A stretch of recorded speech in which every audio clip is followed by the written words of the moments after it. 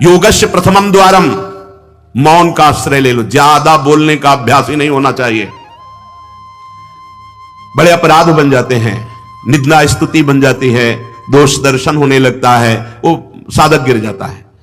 मौन का स्वभाव बनाना चाहिए। जड़ मौन यहां वृंदावन में ठीक नहीं।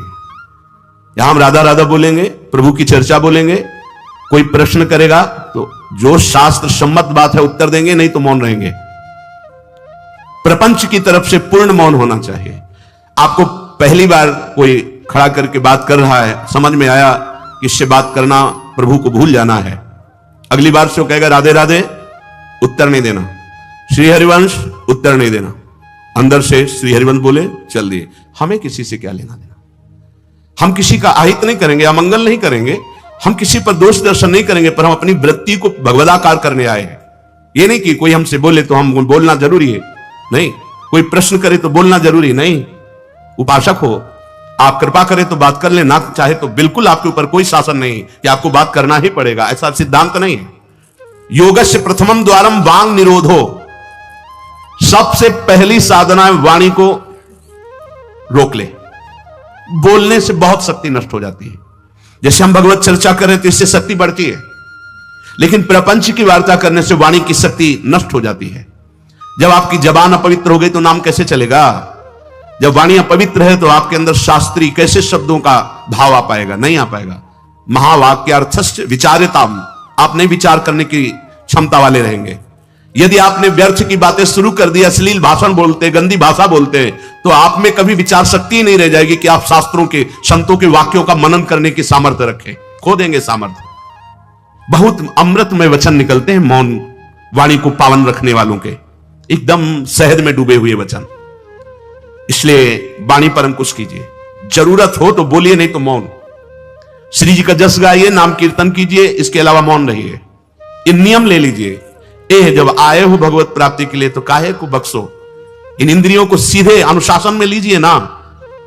आपका स्वरूप इंद्रियां थोड़ी है, आप इनके संचालक हैं। आपकी सामर्थ्य से सामर्थ्यवान होकर आपको बांधे हुए हैं, आप इनको बांधिए। बहुत हो गई स्वतंत्रता इन दुष्टों की।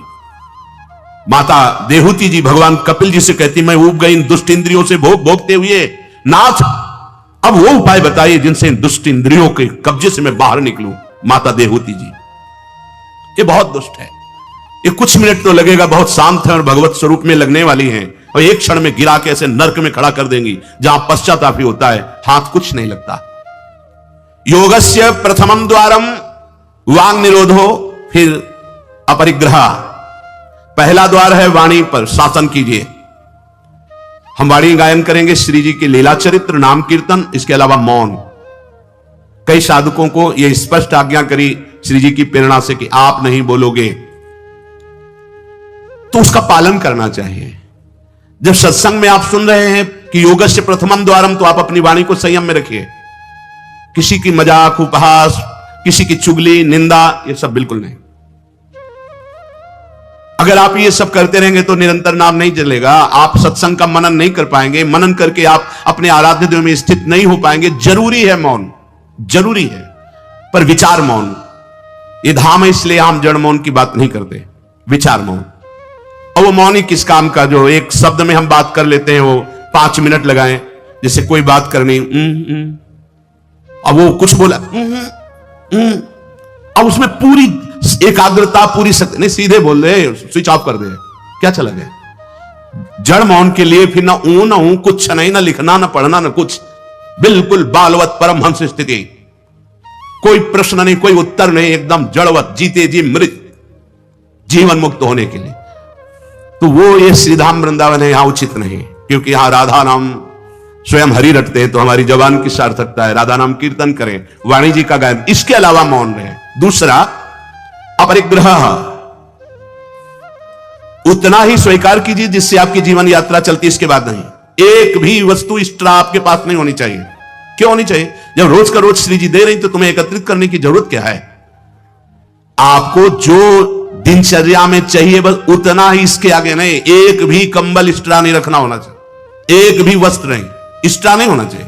जो हमारी दिनचर्या में आ रहे हैं कि 2 कॉपिन, 2 मार्किन, बनियान, स्वेटर, 1 कंबल या 2 कंबल, जिससे आपकी दिनचर्या कट रही, बस इसके अलावा आपके पास कुछ नहीं। आपकी जो दिनचर्या है, वो दिनचर्या जो प्रभु दिए हुए हैं शरीर पालन पोषण के लिए, शरीर के लिए उतनी आवश्यक है।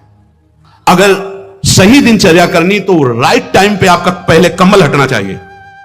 समय कंबल फेंक दिया दूर, अब अपनी दिनचर्या में लग जाओ। काहे को शरीर को इतना दुलार करके बबुआ बनाए हुए हैं, कान के कंटूप ऐसे बांधे, मुंह में ऐसे बांधे, ऐसे क्या होना है इसको? ये जड़ शरीर है, जितना प्यार करोगे उतना ही परेशान करेगा ये। हाँ, इसको ज्यादा नहीं, आहार दे दिया, संयम नियम से स्नान ध्यान पूजा पाठ, हर समय भगवत चिंतन, ये जड़ है, अभ्यास है। यहां कौन बांधता है? कुछ 12 महीना झेलता है नहीं मस्तक ये सब कौन बांधता है? ऐसे अभ्यास। चलो इतने कमजोर अभ्यास के हैं तो जितना उचित वस्त्र उतना पहन लिया। अब ये नहीं कि सोमवार को हरा, मंगल को नीला और बृहस्पति को पीला, और अलग अलग दिन के अलग अलग स्वेटर, अलग अलग दिन के अलग अलग। भैया ये विलासिता नहीं। भगवत प्राप्ति करनी तो एक स्वेटर में 10-5 साल तो कटी जाएंगे, दूसरा हम क्यों लें? एक जिपर मिल गया, उससे शरीर ढक लिया, 10-5 साल चलेगा, 2-3 महीने पहनने को होता है। हर साल नया तो भाई हमें क्या कर, हमें कहीं जाना है क्या पार्टी में? हमारी यही पार्टी, बाबा जी की पार्टी, भगवत मार्ग के पथिक है। उचित उचित बिल्कुल नहीं से बहुत। वो इसको दुलार करने का मतलब है अपना पतन करना। सच्ची मान लीजिए, इसका पतन करना। वयोवृद्ध है, रोगी शरीर, वो अलग बात है। थोड़ा तो आनंद लीजिए प्रकृति का वार सहने का। अगर शरीर रुग्ण नहीं है, जवान शरीर हो रहे, ब्रह्मचारी हो, आग है अंदर, सहो हर प्रकृति के वार को। गर्मी सर्दी बरसात भूख प्यास, सच्चिदानंद में स्थित हो जाओ, तुम्हारा बाल बांका भी कोई नहीं कर सकता। अब मार दिन में 50 बार शीशा देखना, अब वो फंसाएगा कि नहीं फंसाएगा? चेहरा फंसाएगा ना। तिलक के सिवा दोबारा शीशा नहीं देखना चाहिए। इस देहाभिमान के राग को काटना कि पुष्ट करना है। जय बार निकले तय बार देख करके हर सेटिंग किसको दिखा रहे यार? क्या तुम किसी को लुभायमान करना चाहते हो क्या? हरि को? तुम्हारे इस पार्थिव शरीर पे लुभायमान होने वाले नहीं, और जो लुभायमान होगा तुमको नष्ट कर देगा। तो हमें इसको बिगाड़ के रखना है, इसको सजा के नहीं, भगवत प्रसादी आदि लगाए। हमारा देहाभिमान बार बार हमको गिराने की कोशिश करेगा। ये हम जो हंसी मजाक में भी कह रहे, इसको अच्छे से समझना। ये जो 2 प्रकार की पद्धति रखी गई है कि आप मुंडन करवा के रखिए क्योंकि आपके बालों से शोभा बढ़ेगी, और आप बाल रखा के रखिए क्योंकि आपकी शोभा बिगड़नी चाहिए। रज लगा के रखिए कि आपको ही आपके शरीर में राग ना रह जाए। बातें यहां ये यहां किसी के दिखाने के लिए नहीं है, आपके शरीर में आपको राग ना रह जाए। आप बार बार साबुन लगाएंगे, तेल लगाएंगे, बार बार शीशा कंघा और अपने चेहरे को सजाएंगे तो देहाभिमान पुष्ट होगा, ये नष्ट करेगा। कुछ नहीं है, बड़ी दुर्गति है, मान लीजिए। इसका अंतिम परिणाम आग में जलना है। चाहे जितने चिकने कर लो गाल, चाहे जितने लाल कर लो, मरना है, पक्की बात समझो। तो जीते जी अमरत्व क्यों नहीं प्राप्त करते? अरे ऐसा रूप प्राप्त करो जिसमें गाल लाले ही रहते हैं, लालिमा लगानी नहीं पड़ती। श्री जी की दासी लक्ष्मी कोटि विलक्ष लक्षण लसल लीला किशोरी सतई, करोड़ों लक्ष्मी आश्चर्यचकित हो जाए, ऐसा रूप श्री राधा दासियों का है। गीध देह तज धरि हरि रूपा, गीध ने शरीर त्यागा, हरि रूप होकर धाम जा रहा है। बाहरी लाली लगाने से थोड़ी हरि मिल जाएंगे, बाहरी श्रृंगार से थोड़ी हरि मिल जाएंगे। प्रार्थना मान लीजिए कुछ दिन का है, धोखे में मत फंसिए। ये धोखा है। खेत में रक्षा करने वाले एक धोखा टांगते हैं, पैंट शर्ट टोपी लगा के, वहां कोई नहीं होता, लेकिन पशु धोखे में हो जाते हैं। ये धोखा है। अगर पशुवत बुद्धि रखोगे तो ये धोखा तुम्हें पूरे जीवन, पूरा का पूरा जीवन नष्ट कर देगा। इसी धोखे से निकलने के लिए हमें अवसर मिला है। योगस्य प्रथमम द्वारम वांग निरोधो अपरिग्रह, वाणी से मौन रहिए, जितनी आवश्यकता है उतना वस्त्र लीजिए। एक संत भगवान आए थे, एक मार्किन से बांधे हुए थे, साल उड़ाया तो बोले आपकी आज्ञा इसलिए ओढ़ लेते हैं। तो हमका किसी बाहर निकल के किसी को दे देना, हमारी श्री जी की प्रसादी, इसलिए हमारी प्रसन्नता के लिए। तो उनका ओढ़ लेते हैं, पर महाराज हम रहते ऐसे ही। उनका धन्य है, नौजवान हो, बहुत सुंदर है।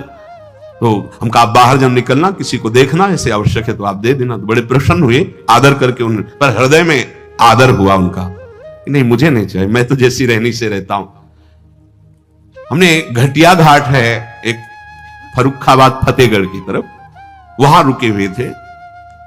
एक महात्मा को देखा, वयोवृद्ध थे, एक पतली मार्किन, माघ महीना, ये कौन सा माघ चल रहा है?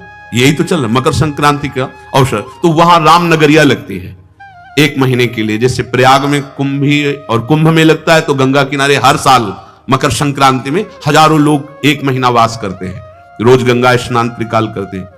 उन महात्मा जी के समीप रात्रि में गए तो शरीर कांप रहा था और मंत्राकार वृत्ति, एक झोपड़ी में बैठे हुए थे। बड़ी लज्जा लगी हमें अपने ऊपर कि हमारा जवान शरीर है, 30-35 वर्ष पहले की बात, और हम एक मार्किन पहने, एक मार्किन ओढ़े, ये तो केवल एक मार्किन पे है, तो हमारा क्या कर्तव्य बनता है? हमको ये भी फेंक देना चाहिए। ये वयोवृद्ध हैं और मौन हैं, तो उनसे प्रार्थना की कि यहां आश्रम से एक कंबल ले आए, आपका शरीर कांप रहा है। ऐसे मुस्कुरा के कहा नहीं। तो चोट पे चोट लग रही थी कि धिक्कार हमारे जीवन को, ये वयोवृद्ध होकर इतना तितिक्षापूर्ण जीवन, और हम जवान होकर के इसको सह नहीं पा रहे। आप सच्ची मानना, जो तितिक्षापूर्ण है बहुत जल्दी भगवत साक्षात्कार होता है।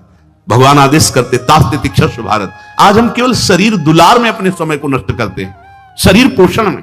भाई देखो, ये छोटी छोटी बातें आपको देखने में लगती होंगी बड़ी बात है, यही आपको आपके आराध्य देव से विलग किए हुए है।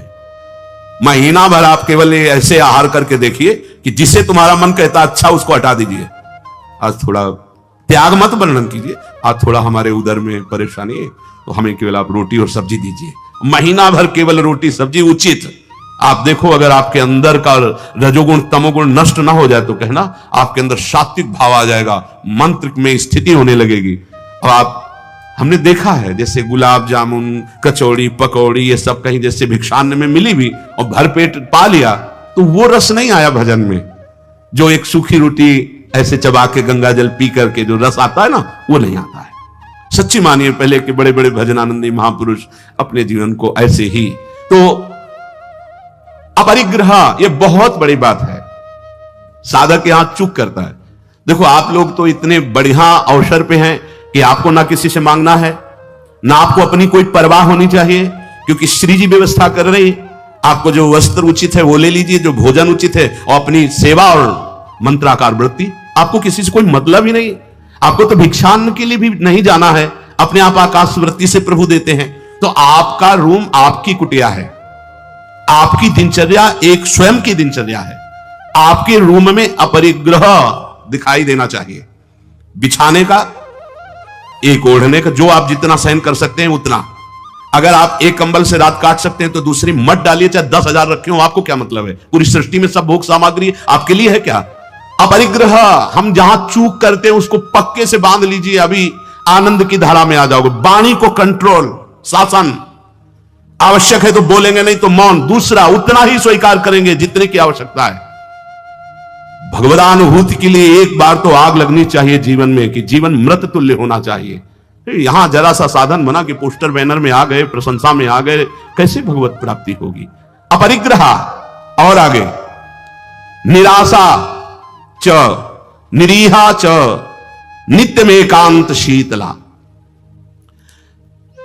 आशा ही परमम दुखम, नैराश्यम परमम सुखम। उपासक को किसी व्यक्ति, वस्तु, स्थान से कोई भी आशा नहीं होनी चाहिए। हाथ जोड़ के तुम्हारे कमरे में पहुंचा दिया जाएगा तुम्हें जो आवश्यक है। तुमको आके रजिस्टर में लिखने की जरूरत नहीं, तुम्हें मांगने की जरूरत नहीं है। तुम निष्ठापूर्वक ध्यान दे करके देखिए, ये देखा गया जीवन में, जिस समय जो आवश्यकता होती है हाथ जोड़कर वो आता है। कौन? जिसकी शरण में हो, समझ नहीं पाते और कहता है ये वस्तु ले लो, तो आश्चर्य होता है कि ये बात कैसे कोई जान गया कि मुझे आवश्यकता थी, मेरे शरीर को आवश्यकता थी। जितनी जो आवश्यकता उतना। इसके बाद आशा ही नहीं, निराशा हमारा परम पद में पहुंचाने वाला मार्ग है। आशा ही परमम दुखम, नैराश्यम परमम सुखम। किसी व्यक्ति से, किसी वस्तु की आशा बिल्कुल नहीं होनी चाहिए। तब लग जोगी जगत गुरु, जब लग रहा है निराश, जब आशा मन में भई जग गुरु जोगी दास। आशा नहीं होनी चाहिए। आशा एक ही बात की होनी चाहिए, कब किशोरी जो मिलेंगी। आशा से दासम वृष भानु जाया, तीरे समध्यास जब भानु जाया, कब मैं अपने स्वरूप में स्थित होऊंगा। इसके अलावा कोई आशा नहीं। शरीर की आवश्यकता है, मान लो यहां सुविधा है कि भाई आप यहां से ले लीजिए, तो आप ले लीजिए, नहीं तो किसी से मांगने की जरूरत नहीं। कभी तो ऐसे रहना सीखो ना, कोई आशा नहीं, कोई इच्छा नहीं, और आप हृदय की बात जानते हो। आप देखना, आपको जो शरीर की जरूरत हो आप देखते रहना, देते रहना। बिल्कुल बिल्कुल वो एक एक कदम पर देखते हैं। जो अव्यवस्थित, तो हमने देखा है एक एक कदम पर व्यवस्था। आपको अपने स्वामी पे विश्वास होना चाहिए, आशा किसी से नहीं। आशा एक राम जी से दूजी आशा छोड़ दे, नाता एक राम जी से दूजो नाता तोड़ दे। यहां संसार आशा में ही तो दुख को प्राप्त हो रहा है। पिंगला वैश्या को भगवान दत्तात्रेय जी ने गुरु माना क्योंकि उसने आशा का त्याग कर दी। आशा नहीं, अब मैं पुरुषों से आशा करती थी, अब परम पुरुष से आशा करूंगी, अपने आत्मस्वरूप से। आप किसी की जरूरत नहीं, मैं किसी से रमण की आशा नहीं करूंगी, एकमात्र अपने आत्मस्वरूप। उसी समय उसको गुरु मान लिया। पहला, वाणी का मौन, उचित बोलो। दूसरा, सामान उतनी रखो जितनी आवश्यकता हो। तीसरा, किसी से आशा मत रखो। चौथा, निरीह, किसी भी तरह की लोक परलोक की कोई कामना नहीं। बड़ा आनंद। अभी देखो जीवन मुक्त हो जाओगे। किसी से लोक की कोई आवश्यकता नहीं, लोक वस्तु की, और निरीह, कोई कामना नहीं। कितना हृदय अभी आनंदित हो जाएगा, प्रसन्न हो जाएगा। जैसे पीछे कहा कि अंतर्मुख होकर, निष्काम होकर जो भजन होता है उसमें मन प्रसन्न हो जाता है। उसी अखंड प्रसन्नता में परमात्मा साक्षात्कार होता है। निरीह, कोई इच्छा नहीं। आज क्या पाएंगे, कोई इच्छा ही नहीं आनी चाहिए। कुछ स्पेशल प्रार्थना होती, कुछ स्पेशल तो राधा नाम है, राधा रूप है, वो आप दे सकते हो तो दे दीजिए, नहीं वो तो नहीं, तो फिर और स्पेशल क्या हो सकता है।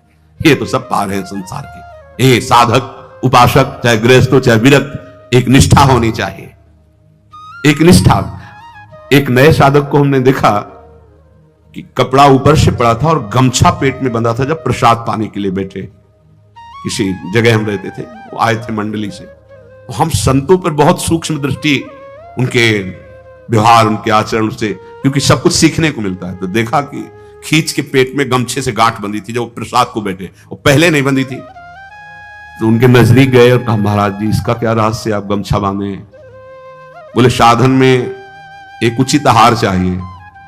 तो मुझे पता चल जाता है, जहां थोड़ा पाया तो इतने में एक हम इतनी गमछा नाप का, उसमें 3 गांठ, तो उतना नित्य। बोले कभी ज्यादा आहार नहीं, यद्यपि ये प्रथम साधना के लिए ऐसा है, नहीं तो एक सामने से आहार का निश्चय किया जाता है। इतना आहार, फिर चाहे कितना अमृत हो उसके ऊपर नहीं होना चाहिए। साधु को बार बार नहीं लेना चाहिए। ये जो नहीं पूड़ी बोले हाँ डालो, खीर हाँ 4 पूड़ी रख दो, इतने सब्जी रख दो, दोबारा आप पूछिएगा किसी से, हमारे से पूछने की जरूरत नहीं। ऐसी दिनचर्या नहीं। गरम भैया, गरम और नरम दोनों से मतलब नहीं है। महापुरुषों ने देखो, एक बार उड़िया बाबा प्रसाद पवा रहे थे स्वयं खड़े होके, तो 2 प्रकार की पूड़ी बनवाई थी, एक पतली और पकी हुई, और एक मोटी लंबी कच्ची।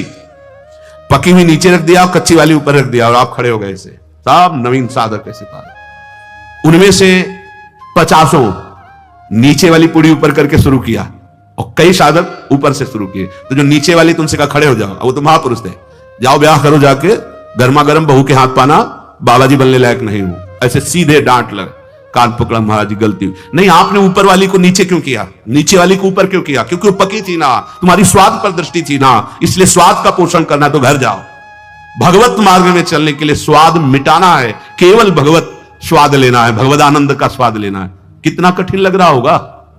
कुछ कठिन नहीं है। जब लक्ष्य बन जाता है भगवत प्राप्ति पे, सब सहज हो जाता है। नहीं खान पान ते भावे है, नहीं कोमल वसन सुहावे है, सब विषय लगे ते खारा है, हरि आशिक का मग न्यारा है। समझो इस बात को। यहां इतना डबल होता जा रहा है शरीर, चर्बी बढ़ती जा रही है, पीछे भी पेट में भी, कि आसन में अगर कहा जाए पद्मासन में 20 मिनट बैठो तो बैठने की हिम्मत नहीं रह गई। तो क्या साधना करोगे? बिल्कुल ये बात होश में रखिए। शरीर को बढ़ावा देना, बिल्कुल अपना नाश करना है। उचित आहार ऐसा कि पाने के बाद तुरंत आसन में 1 घंटे बैठना पड़े तो आपको कोई परेशानी न हो। मान लीजिए आप उदर नहीं है, आप प्राण नहीं है, आप रसेंद्री नहीं है, आप मन नहीं है, उचित आहार दीजिए, रात दिन भजन में लगी, अभी सात्विक भाव आ जाएगा। सात्विक भाव नहीं आ रहा। ईमानदारी से देखिए आप कितना समय मोबाइल में नष्ट करते हैं, जिनके पास मोबाइल है। ईमानदारी से देखिए आप कहीं अंतर्मुख अध्यात्म की वृत्ति से युक्त हो पाएंगे? आप रजोगुणी भोजन करते हैं, आप टच वाला मोबाइल रखते हैं, आप अधिक समय उसमें, भले आप इधर उधर, क्या समय नष्ट कर रहे हो। एक एक सेकंड इतना है। जब कोई जरा सी व्यर्थ की बात करता है तो चिड़चिड़ाहट पैदा होती कि ये तुम अपना समय नष्ट कर रहे हो, समय नष्ट कर। अरे जितने सेकंड में हम राधा राधा बोलते उतने में तुमने व्यर्थ बात सुना दी, व्यर्थ बात। चलो गृहस्थ आश्रम में व्यापार नौकरी आदमी तो उसको बेचारे को व्यवस्था है, लेकिन आप भगवत मार्ग के पथी गए। आपका बिल्कुल एक एक मिनट बड़ा कीमती है। एक एक मिनट जगत मंगल के लिए है। हम 1 मिनट में 10 बार 20 बार नाम लेंगे और वो नाम जगत को देंगे कि जगत का मंगल हो, तो हमारी साधुता सुरक्षित हो गई। निरीह इच्छा रहित और नित्य में एकांतशीलता, नित्य एकांत में शांत भाव से, शीतल भाव से। एकांत बहुत खतरनाक है नवीन उपासक के लिए, यह अनुभव की बात है। जहां आप अपने कमरे में जाएं तो समाज से ज्यादा सावधान हो जाएं। पक्की बात कह रहा हूं। समाज में तो बहुत शालीन गंभीर स्वभाव अपने को रखना ही पड़ेगा, क्योंकि हजारों की दृष्टि है। एकांत में किसी की दृष्टि नहीं है, उसकी दृष्टि है जिसके लिए आप बाबा जी बने हो या जिसके लिए आप भगत बने हो। अब एकांत आपका कहां जा रहा है वो खुद देख रहा है। जो शास्त्र शीर्षा पुरखा सहस्राक्षा सहस्त्रपात, वो प्रभु देख रहा है कि तुम्हारी एकांत में प्रिय वस्तु क्या है। मोबाइल, सांसारिक नौटंकी नाटक, या विषय चिंतन, या विषय क्रिया, वो देख रहा है। और अगर आप एकांत में शास्त्र स्वाध्याय कर रहे हैं, नाम जप कर रहे हैं प्रभु के लिए, तो वो देख रहा है, वो भी देख रहा है। इसलिए प्रार्थना है नित्य में एकांतशीलता। आपका स्वभाव एकांत में बहुत ही सावधानी पूर्वक समय कटने वाला हो। एकांत साधु का सही तो परमार्थिक। कैमरे के आगे तो सब सही बोलेंगे, सही देखना होगा, सही हरकत में रहना होगा। एकांतिक आपकी हरकत क्या है, एकांत में आपका चिंतन क्या है, यही खास बात होगी। 2 मुखड़े होते हैं, एक होता है सामाजिक, एक होता है एकांतिक। सामाजिक से भी एकांतिक सावधान साधु का मुखड़ा होता है। असाधु का समाज में बहुत बढ़िया और पीछे कुछ और होता है। हर एक व्यक्ति की बुद्धि में 2 बुद्धि होती है, एक होती सुमति, एक होती कुमति। एक होती दैवी संपदा को वर्धन करने वाली सुमत, एक राक्षसी संपदा को। अर्थात कुछ ऐसे मुखड़े होते हैं जिनका एक मुखड़ा तो देवता होता है, दूसरा राक्षस होता है। अगर एकांत में तुम्हारा चिंतन, तुम्हारा आचरण, तुम्हारा विचार, तुम्हारी क्रियाएं कुमति के द्वारा हो रही हैं, तो सामने देवता बनोगे और पीछे राक्षस बनोगे। ये दुमुही चाल भगवत प्राप्ति के लिए बहुत बाधक बात है। जो तुम्हारा एकांत वही समाज, जो समाज वही एकांत। हम इष्ट और गुरुदेव के सीसी कैमरे में हर समय रहते हैं। हमारा इष्ट और गुरुदेव हर समय मुझे देख रहा है। दरवाजा बंद करने पर हम एकांत नहीं हो गए, वो गुरुदेव की दृष्टि है, हमारे आराध्य देव की दृष्टि। हमें पहले सोचना चाहिए, कुछ करने के पहले, कुछ देखने के पहले, कुछ सोचने के पहले, कि अंतर और बाहर दोनों जगह मेरे गुरुदेव सुन रहे हैं, देख रहे हैं, मेरे आराध्य देव सुन रहे हैं, देख रहे हैं। इसलिए नित्य में एकांतशीलता, एकांत में बहुत शीलवान, धैर्यवान, विनम्रता पूर्वक अपने मन को समझा करके केवल प्रियालाल में लगाना। एकांत स्थितिरिंद्रियो परमणे हेतुर्दमश्चेतसः संरोधे कर्णम समेनो विलयम यायादहम वासना। एकांत में रह करके बढ़ी हुई इंद्रियों के वेग का दमन करता है साधक, क्योंकि एकांत में इंद्रियां बहुत प्रबल हो जाती है। मन, इंद्रियां, खास जिस समय आप शयन करने जाते हैं उस समय बहुत सावधान। जब तक नींद ना आवे तब तक माला चलना चाहिए। उस समय मन के चक्कर में मत पड़ना, ये अनुभव की बात कहते हैं। जब तक आपको नींद ना आवे तब तक बैठ जाइए, माला चलाना शुरू कर दीजिए। शयन के समय खास, जिस समय आप अपने कक्ष में गए शयन करने, मोबाइल हो तो सबसे पहले कमरा बंद करने के पहले स्विच ऑफ करो, उसको बंद करो मोबाइल को। प्रार्थना मान लेना, अगर प्रार्थना मान लोगे तो प्रार्थना करने योग्य हो जाओगे। गेट बंद होने के पहले स्विच बंद होना चाहिए मोबाइल का। अब अपने कमरे में शयन के लिए गए हैं तो माला हाथ में लेकर बैठ जाओ। जब नींद आने लगे तो और धन्यवाद है कि माला छाती से लगा हुआ सो गए, धन्यवाद। अगर ऐसा नहीं है तो नींद आ गई है तो माला विराजमान किया, बिल्कुल नींद में जा रहे हैं, अब चले गए। थोड़ा भी समय इसको मनन करने का मत दीजिए उस समय, नहीं तो ये दिन भर साधन में लगाया गया है, उस समय कोई असाधन सोचवा देगा या करवा देगा। बहुत ये पॉइंट की बात है, समझ लेना।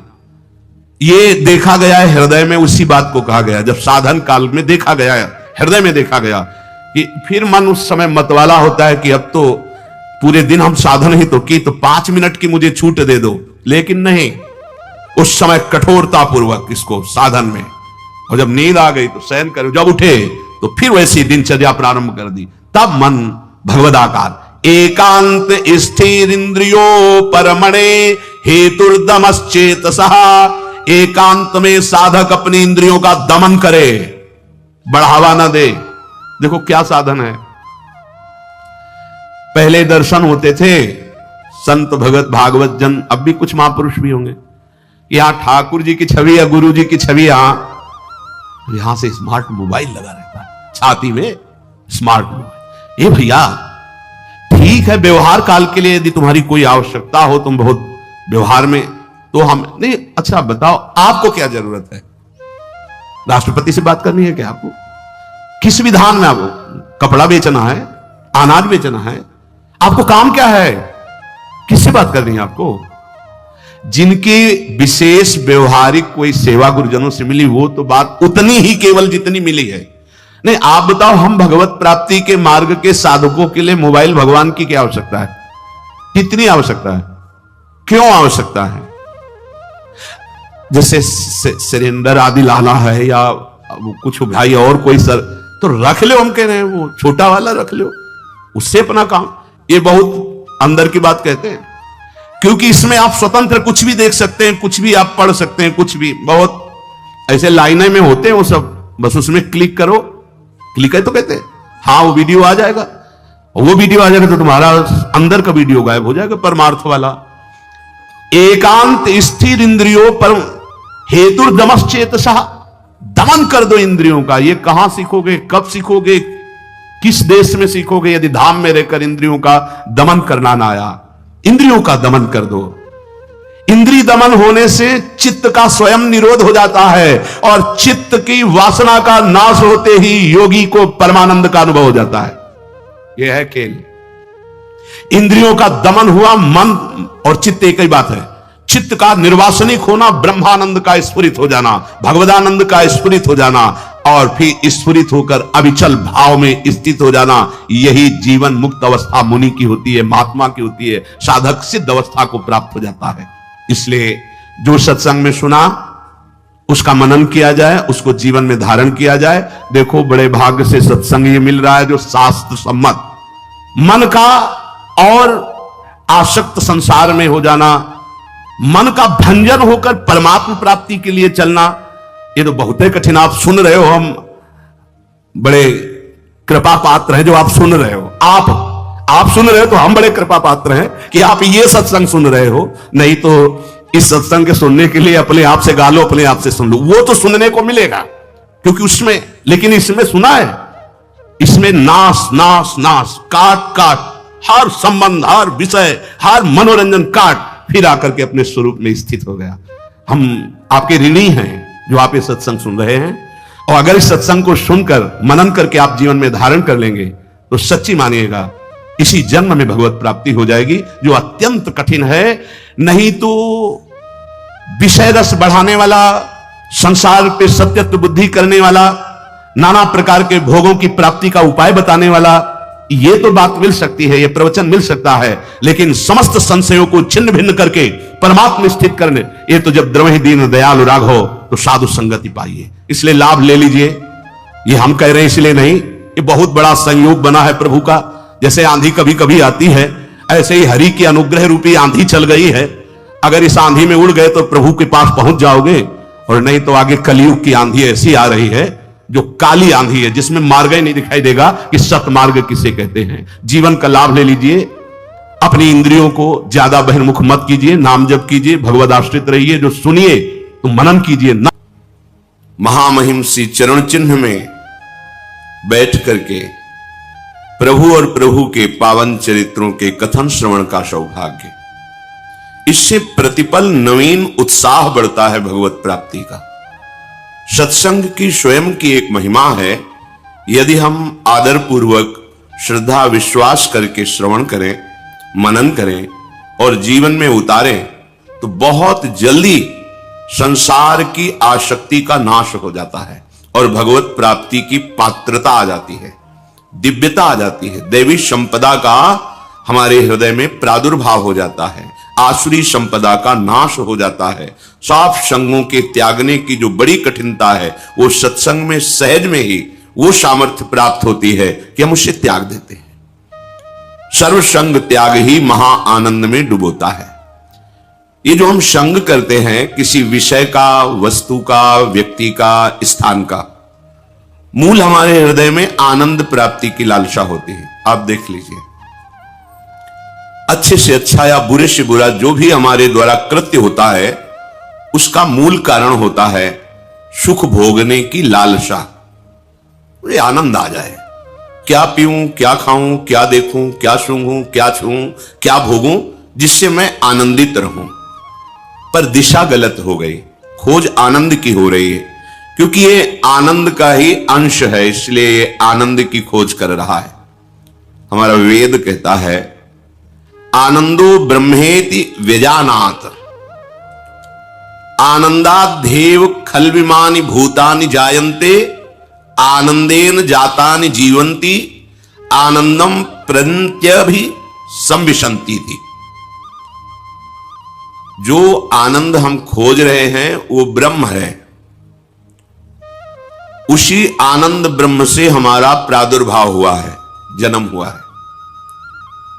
उसी आनंद, आनंदेन जातानि जीवंती, उसी आनंद में हम जीवित हैं, जीवित रहना चाहते हैं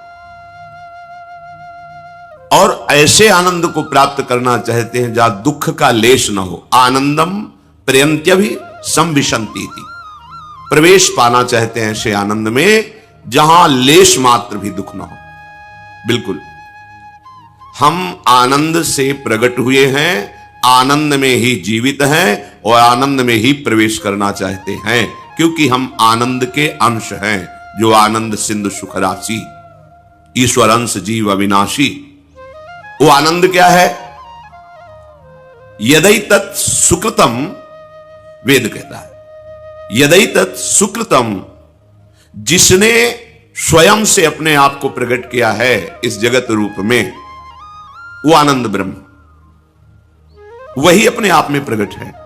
कुछ प्रश्नकर्ताओं का प्रश्न होता है, भगवान ने हमें क्यों फंसा दिया, क्यों जन्म दिया? समझो वेद क्या कह रहा है। वेद कहता है यदि तत् सुकृतम, सुकृतम, ये सुंदर जो जगत प्रकट किया, ये क्रिया हुई, ये अपने आप से अपने आप में हुई, किसी और को नहीं रचा। कैसा स्वरूप है? रसो वैशः, वो पूर्ण रस स्वरूप है। हमारी मांग क्या है? रस, आनंद, सुख, प्रसन्नता। रसम हृवायम लब्ध्वा आनंदी भवतु। जो अपने स्वरूप को जान जाता है वो रस स्वरूप हो जाता है, वो महाआनंद में डूब जाता है। बहुत विचारणीय विषय है, वेद है। आनंद पूर्ण ब्रह्म, उसके अंश आनंदमय, खोज आनंद की, जीवन आनंद, प्रवेश आनंद में। दिशा गलत हो गई। अब हम सबको भगवत स्वरूप नहीं मानते, ना अपने को मानते ना सामने। स्त्री पुरुष, अच्छा बुरा, वस्तु, व्यक्ति, स्थान, इसी राग के कारण हमारी दुर्गति हो गई। आनंद जब तक हमें प्रभु नहीं मिलेंगे तब तक नहीं। देखो, जब हम ऐसे कर्म करते हैं कि आनंद का मार्ग ढक जाता है तो हमें जीना अच्छा नहीं लगता। आनंदेन जातानि जीवंती, आनंद के लिए ही हम जीते हैं। जहां लगा कि अब आनंद नहीं मिलेगा तो बस लगता है आत्महत्या कर लो, प्राण त्याग दो। क्यों? क्योंकि आनंद में जीना चाहता है। क्यों आनंद में जीना चाहता है? क्योंकि वो आनंद का अंश है। फिर उसे आनंद क्यों नहीं मिला? क्योंकि दिशा गलत हो गई, सोच गलत हो गई, भ्रमित हो गया। आनंद प्रभु में है। वो आनंद, उसका तारतम्य वर्णन करती श्रुति। पीछे संस्कृत में कई बार इसकी चर्चा हुई, सहज में। लौकिक आनंद, युवावस्था हो, निरोग शरीर हो, संपूर्ण भूमंडल पर अधिकार हो, संपूर्ण शास्त्रों का ज्ञान हो और अपार धन संपत्ति हो, बहुत सी सुंदरियां उसकी सेवा में लगी हो, इसे भोगानंद को मानुषानंद कहते हैं। युवा शरीर है, स्वस्थ है, विद्वान है, धैर्यवान है, पूरे भूमंडल का शासक है, विशेष विशेष रत्न आभूषण सब उसके अधीन है और सुंदरियों के द्वारा, वो युवतियों के द्वारा सेवित है। इसे मानुषानंद कहते हैं। सबसे बड़ा भूमंडल का यह आनंद है। जो मनुष्य योनि में आकर इस मानुषानंद को प्राप्त करके उत्तम कर्म, पुण्य, दान, यज्ञानुष्ठान आदि, तो मनुष्य योनि से गंधर्व योनि को प्राप्त होता है। भगवत प्राप्ति की बात नहीं हो रही है। गंधर्व योनि को प्राप्त हुआ जो मनुष्य है, उस मानुषानंद से 100 गुना बढ़कर उसे सुख मिलता है। उसे मानुष गंधर्व कहते हैं। ऐसे मानुष सुख से 100 गुना बड़ा सुख उस मानुष गंधर्व का है। फिर उस मानुष गंधर्व से 100 गुना सुख देव गंधर्व का है, जो जन्मजात गंधर्व पदवी प्राप्त करके प्रकट हुए हैं, देव गंधर्व। उनसे 100 गुना बढ़कर के सुख पितृलोक में है। जो हमारे पूर्वज तपस्या, दान, पुण्य, साधना किए, वो उत्तम पितृलोक में जाकर के सुख प्राप्त करते हैं। वो देव गंधर्व से 100 गुना बढ़कर के सुख है। और जो मनुष्य यहां साधना, यज्ञ आदि बहुत करके देवता पदवी प्राप्त करता है, वो पितृलोक से 100 गुना बढ़कर के सुख प्राप्त करता है।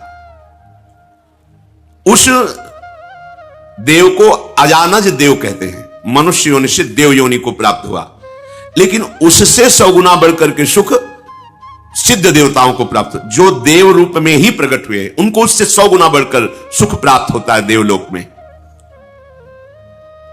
और उन देवताओं से 100 गुना बढ़कर के सुख देवराज इंद्र को प्राप्त होता है। देवराज इंद्र से 100 गुना बढ़कर के सुख आनंद देवगुरु बृहस्पति को प्राप्त होता है।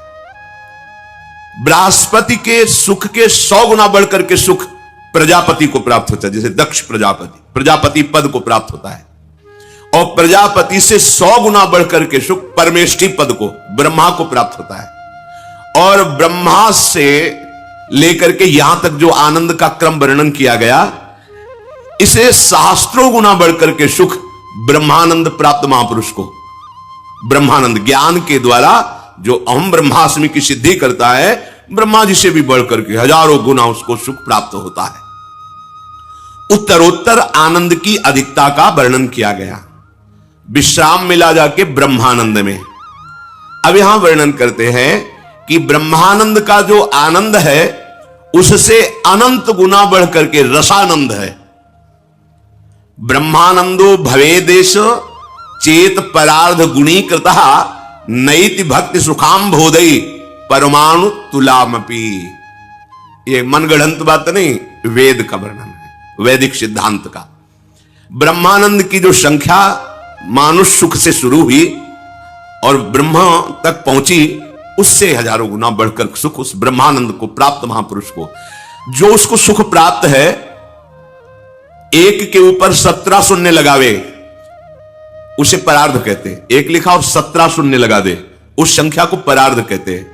इस परार्ध से उस ब्रह्मानंद का गुणा किया जाए, वो भी भक्ति के प्रेम सुख के कण के बराबर नहीं है। ये देखो, ओहो, तो हम कह सकते हैं कि ब्रह्मानंद से अनंत गुना सुख प्रेमानंद में है। ऐसे प्रेम की प्राप्ति के लिए हमें मनुष्य शरीर मिला है। सोचो, आप कितनी मूढ़ता धारण करते हैं, इतने महासुख को एक क्षुद्र विषय में छोड़ देते हैं, त्याग देते हैं। आप क्या हैं? आपको किस पंक्ति में खड़ा किया गया है? आप अपने भाग्य की सराहना नहीं कर सकते? अहो भाग्य लाडली, आज आपने प्रेम मार्ग में मुझे चलने का सौभाग्य दिया। आप जानते हो, आपको जो मिला है, इसके लिए ब्रह्मा जी भी तरसते हैं। हजारों वर्ष तपस्या करने पर भी गोकुल की लता नहीं बन पाए। वृंदावन की लता की तो मांग ही नहीं की।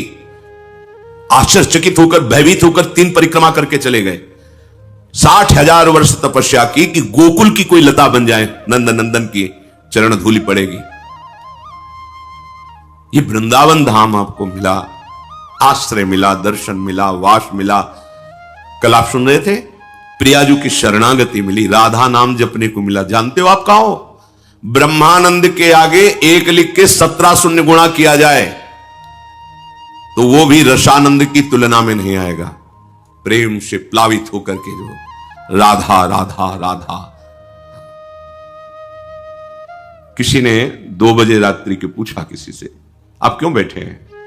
उनका हम केवल दर्शन के लिए बैठे हैं। हमें दिखाया उसको, क्यों दर्शन करना चाहते हैं? पता नहीं, जब से राधा नाम सुना है बस यही लगता है कि अधिक से अधिक मेरा जीवन वृंदावन में रहे, मैं महाराज जी को देखूं, उनकी बात सुनूं, और ऐसे चिल्ला के रो पड़े कि हमें भी वह बंद करो बंद करो बंद करो। एक संसारिक जीव को राधा नाम पे इतना प्रेम, लाडली, ये कोई साधना हुई उसकी? नहीं। क्या हुआ? तुलयाम लवेनापि न स्वर्गम ना पुनर्भवम भगवत संग संग से मर्त्यानाम किमुताशिषा। अगर भगवत प्रेमी महात्माओं का संग मिल जाए तो बोले उस एक क्षण के संग के आगे फिर ये मृत्युलोक की सुख की बात क्या, स्वर्ग और मोक्ष सुख, ब्रह्मानंद, वो भी फीका हो जाता है। ये वृंदावन भूमि, कोई कण ऐसा नहीं जो प्रेमियों के आंसुओं से भींगा ना हो। सच्ची मानो, आज आधुनिकता है तो आप उसे नहीं देख पा रहे। यहां दो प्रकार के आंसुओं से भीगी हुई भूमि है, या तो श्री कृष्ण विरह में या श्री कृष्णानंद में।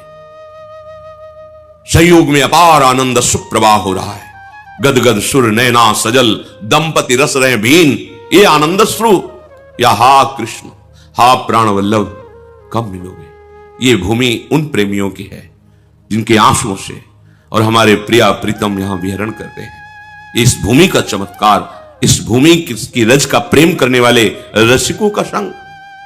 आप किस पंक्ति में खड़े हैं? ब्रह्मानंद भी जहां गणना में नहीं आता है, आप उस रसानंद में हैं। रस ही की मूर्ति दो रसिक लाडली लाल, साक्षात रस हैं हमारे प्रिया प्रीतम। नंद नंदन कैशोर लीलामृत महाम्बुधो निमग्नानाम किमस्माकम निर्वाण लवणाम भषा। लवण कहते नमक को। अब देखो रस का भेद वर्णन कर रहे हैं। प्रभु हमारे स्वामी हैं, हम उनके सेवक हैं। ब्रह्मानंद इसकी तुलना में नहीं है। ये रसानंद की बात हो रही। दास रस, शांत रस तो ब्रह्मानंद में ही आता है। सब जगह एक ही परिपूर्ण परम तत्व है, ये शांत रस। अब वो जो परम तत्व है मेरा स्वामी है, मैं उनका दास हूं।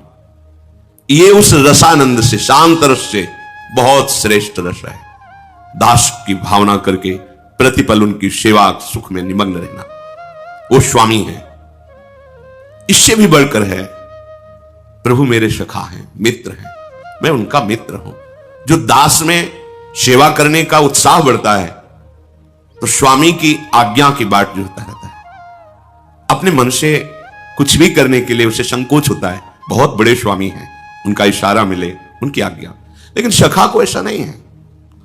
स्वामी आंतरिक तो, क्योंकि मूल तो दास भाव है, तो रहता ही है, पर उसको खेलने में, हंसने में, विनोद करने में कोई संकोच नहीं होता। वो समान भाव, मित्र भाव, समान भाव रहता है। यार तू मेरा सब होगा, सबके लिए भगवान, लेकिन मेरा तो तू कान्हा है ना। वरुण लोक से जब भगवान की महिमा देखकर नंद बाबा आए, सबसे वर्णन किया, तो सखाओं ने भगवा ले, कान्हा तू भगवा ले यार। भगवान से कैसे कहे? कान्हा तू भगवा ले यार। यार कैसा भगवान होता है, दिखाओ हमको। हमने तो सुना है बैकुंठ में भगवान रहता है, तू बैकुंठ में रहता है। जब बैकुंठ की महिमा देखी, नहीं चाहिए मुझे ऐसा भगवान, मेरे लिए कन्हैया का, मुझे ये नहीं भगवान। ए रुको, जय विजय सब पार्षद, अखिल सौंदर्य मणि भगवान महाईश्वर लक्ष्मी चरण, हमें नहीं चाहिए, हमारा वो कन्हैया का हमें नहीं, हमें वापस करो। लिपट गए, कन्हैया मुझे भगवान नहीं चाहिए, मुझे तू चाहिए। हम तेरे साथ खेल सकते हैं, तेरे से लड़ सकते हैं, तेरे से प्यार कर, मुझे ऐसा भगवान नहीं चाहिए जहां इतनी अदब, इतना सख्य भाव, समान भाव, महासुख। कोई छोटी मोटी बात नहीं, पर ब्रह्म परमात्मा तत्व से सख्य भाव रखना। मेरा दोस्त है, मेरा यार है, मेरा मित्र है, मेरा प्राण है। वात्सल्य, नंद नंदन आनंद कंद भगवान मेरे पुत्र हैं, महान सख्य भाव से भी ऊपर। हर समय उनको दुलार करना, उनके चिंतन में रहना, मेरे लाला को सुख पहुंच। देखा, एक माई को देखा था, अंतर्धान हो गई, विरक्त, टाट लगाए रहती थी। गोपाल जी को ऐसे झूला गले में बनाए हुए थी, ऐसे इधर टॉफी, इधर दूध, इधर बिस्कुट, इधर पेड़ा, इधर परिक्रमा लगाती। थोड़ी थोड़ी देर में ऐसे, अच्छा दूध पिएगा तो दूध डाल, चुप रहे थोड़ी देर, राधा राधा राधा सुन, राधा राधा। हर समय भगवत आवेश उनको रहता, श्री कृष्ण मेरे लाला है। अपार सुख, वात्सल्य भाव। इससे भी बढ़कर के रस श्री कृष्ण मेरे प्रीतम है। कांता भाव कोई भी कर सकता है, इसके लिए कोई स्त्री पुरुष का भेद नहीं। ये भाव अपने अंश भाव से किया जाता है, ये देह भाव प्रकृति का अंश, इससे नहीं मैं पुरुष हूं कैसे श्री कृष्ण को कांता मानूं, नहीं, पुरुष तो केवल पोशाक है। कांता भाव में गोपी प्रेम की ध्वजा, मेरे प्रीतम श्री कृष्ण श्रृंगार मूर्ति, कोटि मदनों का मनमत कर देने वाले भगवान के प्रति मेरे प्राण प्यारे प्रीतम पति। कितना सुख है। देखो ना मीरा जी को, राणा जी अंतर ध्यान हुए, बोले सुहाग उजाड़, बोले ना इनका हमने सुहाग भरा था, न सुहाग उजड़ेगा। मैं गिरधर को अपना पति मानती हूं, उन्हीं का सुहाग है, मेरा अविनाशी चूड़ला है। मैंने ऐसे पति को वरा ही नहीं कि जो जन्मा और मर जाए, मैंने अविनाशी श्री कृष्ण को। जाके सिर मोर मुकुट मेरो पति सोई, मेरे तो गिरधर गोपाल। कितना अपार सुख, रोम रोम पुलकित होता है इन महापुरुषों की निष्ठा और भाव देखकर। इससे भी ऊपर महामाधुर्य रस, प्रियाजू के चरणों की ठसक। मैं लाडली जू की हूं। ये शरीर भाव लेकर, ये बहुत मलिन शरीर है, केवल भगवत प्राप्ति के लिए इसकी योग्यता है और बहुत घृणित शरीर है ये। इसको लेकर तर्क वितर्क की, मैं पुरुष हूं कैसे दासी भाव करूं, कैसे सखी। जो ऐसे प्रभु की जिनके प्रति कांता भाव तक की उपासना का वर्णन किया गया, वो प्रभु जिन हमारी प्यारी जू के प्रेम रस में मतवाले रहते हैं। राधा राधा जाहि श्याम मुरली में टेरत, राधा राधा राधा राधा राधा, वो हमारी स्वामिनी है। स्वामिनी होते हुए हमारी प्रिय सखी है। जैसे सखी से कोई संकोच होता है क्या? जैसे अपनी प्रिय सखी से कोई संकोच थोड़ी, तो हमारी स्वामिनी भी है, हमारी प्रिय सखी भी है। हास परिहास रस, अद्भुत अद्भुत। एक सेकेंड के लिए भी ना प्रिया प्रीतम में कभी बिछो होता है, ना सहचरी और प्रिया प्रीतम में एक सेकेंड रही न सकत पल पलकन अंतर, जैसे जल में भी, जल से मछली को जैसे नयनन मग है पान कर, आठों पैर एक सेकेंड के लिए न प्रिया प्रीतम में और न प्रिया प्रीतम से सहचरियों में अपार सुख की वर्षा होती है। वो हमें मार्ग मिला है। हम अधिकारी इस सुख के, मानुष सुख से लेकर ब्रह्मा सुख से लेकर ब्रह्मानंद, ब्रह्मानंद से लेकर ये रस भाव की चरम अवस्था। पर हालत क्या है? हम चंद रुपए के लिए, चंद भोगों के लिए इस महासुख प्रदान करने वाले मार्ग को, प्रिया प्रीतम को ऐसे छोड़ देते हैं। इससे बड़ी मूढ़ता और क्या होगी? कहीं ओस के चाटने से जन्म जन्म की प्यास बुझेगी? नहीं। आपको जो सुख मिला इसको समझिए। बार बार इसीलिए हम इसे सुनाते हैं कि अपने लोग समझें। अहोभाग्य तो तब है जब सर्वस्व का भाव त्याग कर लाडली में लग जाएं। चलो का तात्पर्य, यदि आप नहीं त्याग सकते तो पकड़ तो सकते हैं ना। हम नहीं कहते त्यागने की तरफ, हम पकड़ने की तरफ कहते हैं। केवल राधा नाम पकड़ लो। मेरी बात, मेरी प्रार्थना मान लीजिए। कितना मन आनंदित हुआ देखो सुन के। या छोड़ने की कोई बात नहीं, छोड़ने की बात में अभी पसीना आ जाएगा जब सब छोड़ने की बात आएगी। छोड़ना कोई खेल तमाशा नहीं। गोपीजनों से कह रहे हैं भगवान श्री कृष्ण, जिन गृहस्थ की मोह ममता की बेड़ियों को बड़े बड़े योगी नहीं काट पाते, उस गृहस्थ में रहते हुए तुमने मोह ममता का किंचित बंधन स्वीकार नहीं किया और मेरे से प्रेम किया। मैं जन्म जन्म तुम्हारा ऋणी हूं। भगवान बोले, 20 वर्ष बाहर रहने पर भी हृदय का राग बना रहता है, ये मेरे, ये मेरे, ये मेरे। चलो बनाए रखो सब मेरे मेरे। एक काम कर लो, जितना तुम प्रपंच लादे हो अपने दिमाग में, बुद्धि में, उसमें एक महामहिम बात और लाद दो, राधा राधा राधा। अब हमारा जीवन ये राधा नाम के आधार पर जिएगा। हम नीच हैं, पापी हैं, अपवित्र हैं, जो भी बोलो हैं, पर अब राधा नाम नहीं छोड़ सकते। जब बुराइयां नहीं छोड़ पाए तो इसको क्यों छोड़ेंगे? नहीं छोड़ेंगे। समझो हमारी हृदय की बात। ये बहुत चिंतन करने पर, कल भी कई बार हम कहते हैं, ये बहुत चिंतन करने पर हम बोल रहे हैं। ऐसे नहीं कि केवल ऐसे ही बोल दिया भाषण की तरह, नहीं, इस पर बहुत अंदर डूब करके कैसे जीव का कल्याण होगा, अपने लोगों का कल्याण कैसे होगा। हाँ, हम छोड़ने से डरते हैं, पकड़ने में अच्छा लगता है, स्वीकार करने में अच्छा लगता है। हाँ चलो आओ पकड़ो राधा नाम, ये छुड़ा देगा, ये आपको पहुंचा देगा जहां पहुंचाना है। बस आप निश्चिंत रहो, अब आपको छोड़ना नहीं पड़ेगा, सब छूटता चला जाएगा। कैसे? इतनी जलन पैदा हो जाएगी, उस मार्ग में कदम नहीं रखोगे जिसमें नहीं रखना चाहिए। वो खा नहीं सकोगे जो तुम्हें नहीं खाना चाहिए, वो पी नहीं सकोगे क्योंकि राधा नाम का पहरा है। आप पकड़ो तो, पकड़ के तो देखो, महासुख में निमग्न हो जाओगे। सबसे बड़ा महान सुख महामाधुर्य रस दात्री सत्प्रेम सिंधु मकरंद रसौग धारा, एक गोरे चरणारविंद की ठसक, लाडली जू का आश्रय। ये ऐसा आश्रय है जहां इतना भी संशय नहीं कि भ्रष्ट हो गए तो तुम्हारी दुर्गति हो जाएगी। ये शब्द गोरे चरणारविंद में नहीं है। खूब शोध करके शास्त्र को तब बोल रहे हैं क्योंकि हमारी महारानी जी को नेक हूं न रिस्क हूं भूल हूं न हो सके। प्रीतम जी पार पार बस मुस्क बहुत उद्दंड है, हर आज्ञा का उल्लंघन करता है, शास्त्र निषेध आचरण करता है, इसको तो दंड मिलना चाहिए। नहीं नहीं नहीं, आप समझ रहे ना, हम ऐसे पावर से जुड़ गए। समझ, अगर नेकहू ना देखें, पढ़ के देख लो सिद्धांत विचार, ये नेकहू तो ठीक है, करो हिसाब तुम उसका। बस ऐसे हो गए। अगर कहीं रिस पाई गई है तो महाराज से पाई गई है। जरा सा ऐसे किया, व्याकुल हो गए। लालन तेरे ही अधीन, विठल विपुल देव जी महाराज कहे, लालन तेरे ही अधीन, तेरे ही रस बस श्याम सुंदर वर जाचत है जो दीन, लालन तेरे ही अधीन। सुनील सखी हाँ साच कहता हूं, तू जल है ये मीन, लालन तेरे हमारे माई श्यामा जो को राज। कैसे बताएं, अगर आचार्य चरण संभाले ना तो हृदय फेल हो जाए। हृदय की सामर्थ्य नहीं कि उस आनंद को झेल सके जिस समय मंद मुस्कुराती हुई नीलांबर फहरा रहा है, विशाल नेत्र, प्राण निकल जाए। प्राण की सामर्थ्य नहीं कि महारानी जो की झांकी को सह सके। फिर सेवा और संभाषण, ये तो बहुत दूर बात रही। हमारी श्री जी नेक हो न रिस्क हो। ये आजकल के लोग सुबह कसम खाए शाम के तोड़ दिए, या मंगल को खाए बृहस्पति को तोड़ दिए। इनकी बड़ी दुर्दशा है, सुकृत नष्ट हो जाते हैं। अपने लोगों से बड़ी गलती हो जाती है। सहसा कोई प्रतिज्ञा करो मत।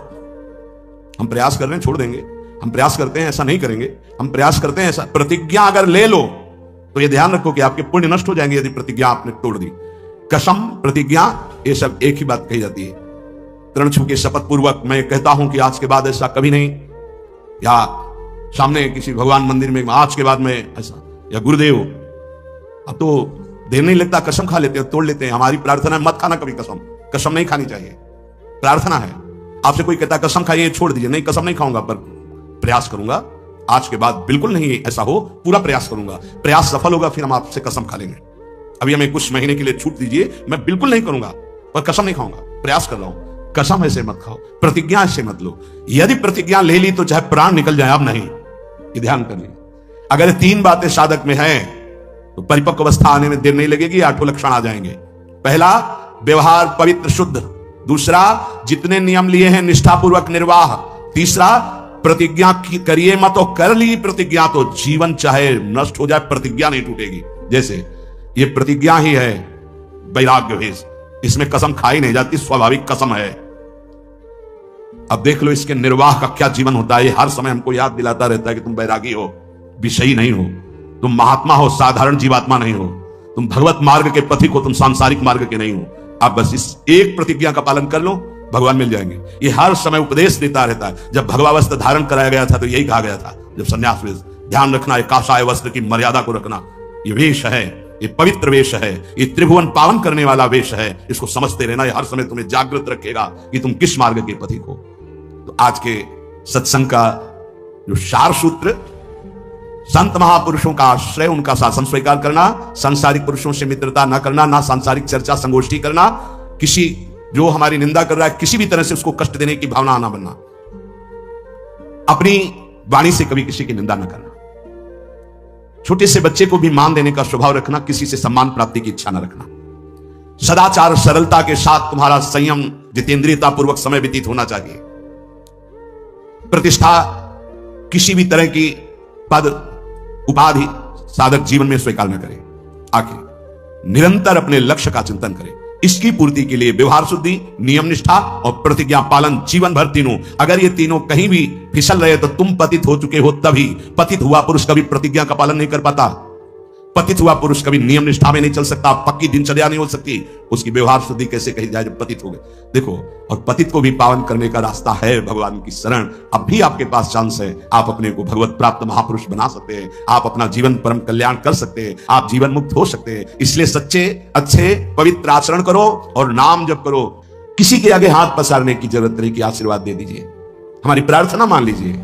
यदि आप नाम जापक हैं तो दूसरों को सुख देने की सामर्थ्य रखने वाले हैं, आप भगवान के अंश हैं, आप कोई साधारण नहीं, आप अपने स्वरूप को पहचानिए, ये भटकना छोड़िए।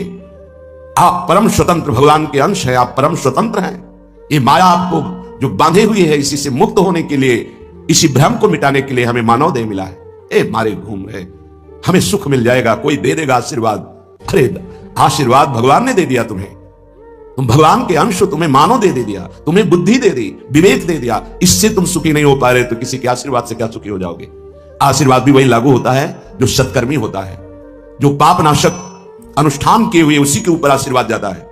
आप सोचे आप करें पाप, विषय विलासिता, और आपको कोई परमहंस आशीर्वाद दे दे, आपकी सामर्थ्य नहीं कि ऐसे आशीर्वाद देने वाले महापुरुष तक पहुंच पाए। जो पे दुष्ट हृदय सोई हुई, मोरे सन्मुख आव की सोई, वो जा ही नहीं सकता। अगर चले गए तो आशीर्वाद मांगने की जरूरत नहीं है, वो बात मिल जाएगी जो तुम्हें दूसरों को आशीर्वाद देने की सामर्थ्य प्रदान कर देगी। अपने लोग भगवान को भी आशीर्वाद देते हैं, अपने लोग महारानी जी को आशीर्वाद देते हैं, उन्हीं के नाम बल से, उन्हीं के चरण आश्रय बल से। लाडली रुथारो अविचल रहो जो सुहाग, आपका सुहाग अविचल रहे, आप दोनों ऐसे सुखी रहे। जब हम अपने आराध्य देव श्यामा से हमको आशीर्वाद दे सकते हैं, फिर और कौन बचा। तो किसके बल से? उनके नाम बल से, उनकी आराधना के बल से। क्या आप नाम जप नहीं कर सकते? क्या आप आराधना करके ऐसे समर्थ नहीं बन सकते? समर्थ वही है जिसका हाथ फैलाना मिट जाए, किसी से भी नहीं। आपके पास नाम है, आपके पास मंत्र है, उपासना है, आप समर्थ हैं, पर आप अपनी वस्तु को पहचान ही नहीं रहे। नाम जप में रुचि नहीं, सतमार्ग सत्क्रियाएं ये रुचि नहीं, तो कहीं भी भाग के चले जाओ, दुख ही मिलेगा, अशांति मिलेगी, चिंता मिलेगी, आशीर्वाद नहीं मिलेगा। वो देगा भी तो लगेगा नहीं, क्योंकि हृदय में हमारे अंदर पात्रता नहीं आ रही। पात्रता नाम जब से आती। मान लो प्रार्थना कुछ समझ में आवे या ना आवे, राधा राधा राधा। श्रीपाद कह रहे हैं, न राधा प्रियो नापि वृंदावनम और नैव वृंदावन तत् प्रेम भाजाम। प्रेम भाजाम, जो प्रेम पात्र बन चुके हैं, जिनके हृदय में वृंदावन प्रकाशित हो चुका है, प्रिया प्रीतम खेल रहे हैं, ऐसे महापुरुषों का संग नहीं, वृंदावन का आश्रय वास नहीं, और प्रिया प्रीतम की उपासना नहीं, तो तुम्हारा जीवन धिक्कार। किस काम का जीवन? ये बच्चे पैदा करना, सोना, खाना, पीना, रहना, जीना, ये तो सुअर कुत्ता भी कर रहे हैं। देव दुर्लभ मनुष्य देह कही गई, बड़े भाग मानुष तन पावा, सुर दुर्लभ सदग्रंथन गावा, दुर्लभो मानुषो देहो। बड़ी महिमा किस बात की? भगवत प्राप्ति की, जीवन मुक्त होने के लिए, भजन रूपी धन कमाने के लिए। यदि भजन नहीं, ज्ञान नहीं, भक्ति नहीं, वैराग्य नहीं, तो फिर पशु से बढ़कर के तुम नहीं हुए, पशु से नीचे ही हुए। क्योंकि पशु तो अपने कर्मों का भोग भोग कर ऊपर उठ रहे हैं, तुम सबसे ऊपर आकर अब ऐसे कर्म कर रहे हो कि नीचे योनियों को जाओगे। श्रीपाद कह रहे हैं, कोई भी आराधना किए बिना प्रभु की सुखी नहीं हो सकता, चाहे वो ब्रह्मा के पद में ही क्यों ना हो। सच्ची मानना, अगर सुख का अनुभव होगा तो भगवत आराधना से। ये बैठ जाए दिमाग में, भोगों में सुख नहीं है। अनंत ब्रह्मांडों में जितने भोग हैं सब माया के द्वारा रचित हैं। अगर वो सुखद भोग लग सकता है तो प्रभु को अर्पित करने के बाद, प्रभु से जुड़ने के बाद, प्रभु की दृष्टि पड़ने के बाद, जैसे ऐसे हम पाते हैं तो अन्न है, लेकिन जब प्रभु को अर्पित करते हैं तो प्रसाद हो जाता है, और प्रसाद पाप का नाश करके हृदय में प्रसन्नता प्रकट करता है। प्रसन्नता ही भगवत आनंद की तरफ आगे बढ़ाती है। समझ में नहीं आ रहा, हम बार बार भटक रहे हैं इन्हीं भोग, इन्हीं सुविधाओं को सुख मान। अगर नाम जप नहीं चल रहा तो समेट लो जितनी सुख सुविधाएं। अंतिम समय हमारी बात याद करना, कुछ तुम्हारे हाथ नहीं लगेगा। अब भी देख लो, कोई 20 का है, कोई 50 का, कोई 40 का, 30 का, इतना समय व्यतीत हो गया। क्या है तुम्हारे पास जो यहां से ले चलोगे? और कौन सी अनुभूति है जिसमें तुम तृप्ति का अनुभव कर रहे हो कि मुझे ये मिला, मैं तृप्त हो गया? कुछ नहीं, जीरो पे जीरो हो। वही वासना, वही मांग, वही चिंता, वही शोक, वही भय, वही कामना। देखो ना, अंदर देखो।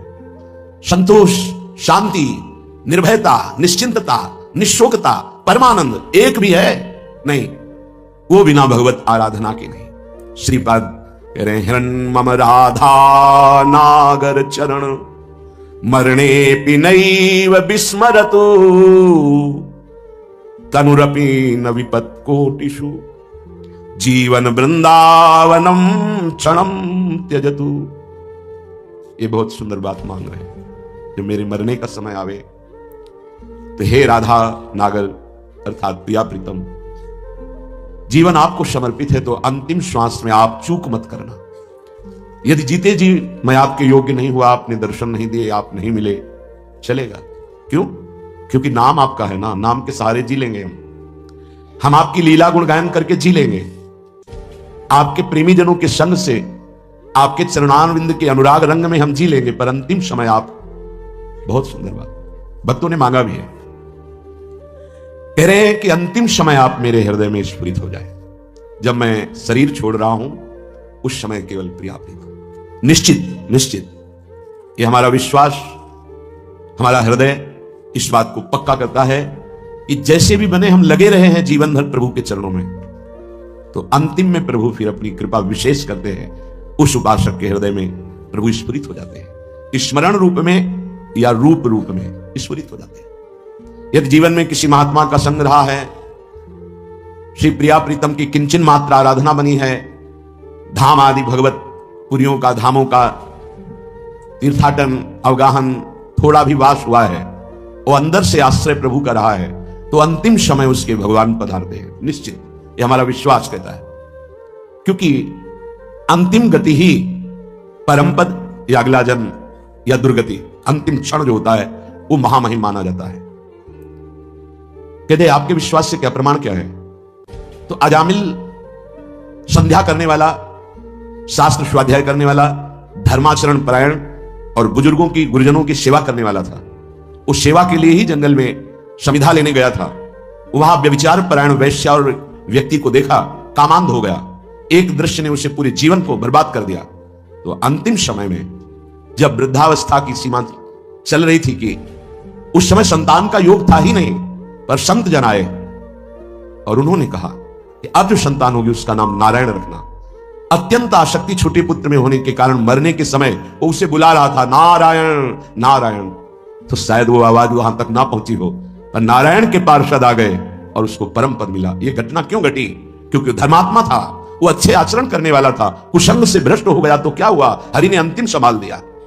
तो जो अपने जीवन में प्रयासरत है कि नाम जप करूं, जीवन में प्रयासरत है कि हमसे कोई पापाचरण ना हो जाए, जीवन मेरे जीवन धन प्रभु के लिए है, तो हमारा विश्वास है अंतिम उसका बहुत मंगलमय होगा। जो जीवन में मनमानी आचरण करता है, पापाचरण करता है, ढेर सारी वही बहुत समेट लिया, और मरोगे तो कुछ साथ नहीं जाएगा। अंतिम समय जो तुम्हारी दुर्गति होनी वही तुम्हारे दिमाग में आ जाएगा और तुम उसी को प्राप्त होगे। श्रीपाद मांग रहे हैं प्रियालाल से, हन्मम राधा नागर चरणम मरणे पिनैव विस्मरतु। जीवन भर आपकी आराधना की, अब अंतिम समय जब मेरा मरने का आवे तो हे प्रिया प्रीतम आप स्फुरित हो जाए, आपके चरणारविंद हमारे हृदय में स्फुरित हो जाए। अब ऐसे कड़वे संसार में जन्म ना हो, जहां केवल छल है, कपट है, धोखा है, जहां सत्य का किंचन मात्र लेश भी व्यवहार में नहीं है। तत्व तो सत्य विराजमान है पर उसका परिचय नहीं, असत माया का खेल चल रहा। नहीं जन्मना ऐसे संसार में, हमें आपकी प्राप्ति करनी है। माना कि मेरे में सामर्थ्य नहीं, पर अंतिम समय आपसे प्रार्थना है आप हमारे हृदय में स्फुरित होना। और हे वृंदावन, आप मुझे ऐसी सामर्थ्य देना कि भारी दुख का समय हो अंतिम, तो भी मैं आपके धाम से अपने शरीर को बाहर न जाने दूं। यह बड़ी बात है। एक क्षण के लिए भी मैं कभी अंतिम चेष्टा में, जब मेरा शरीर भारी पीड़ा में हो, यहां से जब जाना होता है, जिनका आखिरी जन्म होता है, तो बहुत कुछ हमारी गंदगी जमा है जन्म जन्मांतरों की, वो बहुत शीघ्र भुगवाई जाती थोड़ा थोड़ा करके। तो देखा जाता है कि बड़े महापुरुष भी अंतिम समय बहुत ही विकराल परिस्थिति आ जाती है। उस समय भागना नहीं है औषधि के लिए, नहीं, ये धैर्य उपासक के अंदर ही होता है। पास में ही राधा टीला है, अभी कुछ ही वर्षों पहले की बात है। यहां के पूज्य जो महंत जी थे, बड़े ही कुंज बिहारी श्री हरिदास चरणारविंद के अनुरागी थे। रामकृष्ण मिशन में गए, परेशानियां बढ़ रही थी। उन्होंने जांच की, उन्होंने कहा यहां नहीं, आपको दिल्ली जाना होगा या हो सकता है आगरे में हो जाए, या तो नहीं हो सकता, न मथुरा में न वृंदावन में। कुंज बिहारी श्री हरिदास, कौन जाएगा दिल्ली आगरा। हालत खराब होती चली गई। श्री हरिदास कुंज बिहारी श्री हरिदास। सबसे कहा कि स्वामी जी बुला रहे हैं हमें, जल्दी तैयारी करो जल्दी। ये अभी कुछ वर्षों की बात है, ये अपने सामने की बात कह रहे हैं। जल्दी भोग बनाओ, नहीं तो भोग नहीं लगा पाओगे, समय है अभी, राजभोग जल्दी लगाओ। राजभोग लगाया, प्रसाद लाओ, प्रसाद। बैठो सब सामने। कुंज बिहारी श्री हरिदास, श्यामा प्यारी कुंज बिहारी श्री हरिदास दुलारी। कीर्तन शुरू हुआ, कोई समझ नहीं पा रहा क्या कह रहे, बस खून की उल्टी हुई। बोले स्वामी जी बुला रहे, चले। ये है जीवन भर की आराधना का स्वरूप। अंतिम लीला बड़ी विचित्र होती, उस समय आराध्य देव ही संभालते हैं। पूज्य शिवड़िया बाबा बैठे हुए हैं, इधर प्रभुदत्त ब्रह्मचारी जी की कथा नीचे बैठ करके एक संत सुना रहे हैं। हजारों की संख्या में सभा भरी। बाबा ने कहा आज यहां स्मशान होगा। अचानक कौन समझ पावे महापुरुषों की, आज यहां स्मशान होगा।